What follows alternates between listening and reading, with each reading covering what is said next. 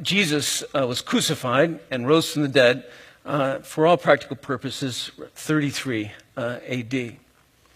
And then the church began, and then Antioch becomes the center of the movement, not Jerusalem. They were kicked out of Jerusalem. And then the Apostle Paul goes on a missionary journey. He's sent from the church of Antioch, and that's his first journey, goes into southern Turkey. His second journey, he goes back and sees those churches again. And then Paul starts his third journey.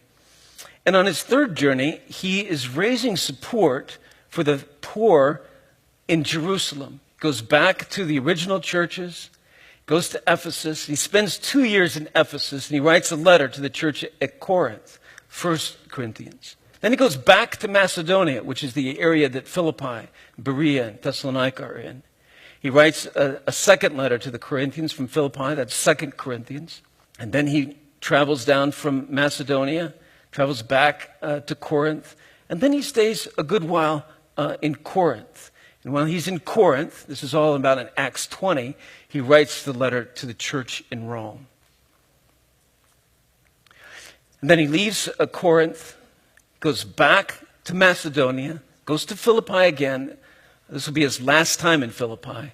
He goes back to the coast and then to Jerusalem, where he's arrested. Paul's arrested, and he spends 2 years in a jail in Caesarea along the ocean. And then, because he's a Roman citizen, he appeals to the emperor. And after those 2 years, he then travels, and he's shipwrecked on his way to Rome, goes to Rome, and he is under a kind of a house arrest while he is in Rome. While he's in Rome, he writes what we call the prison letters, the prison epistles. And Philippians is one of those. While he's in Rome, in a jail, he's writing to the people at Philippi.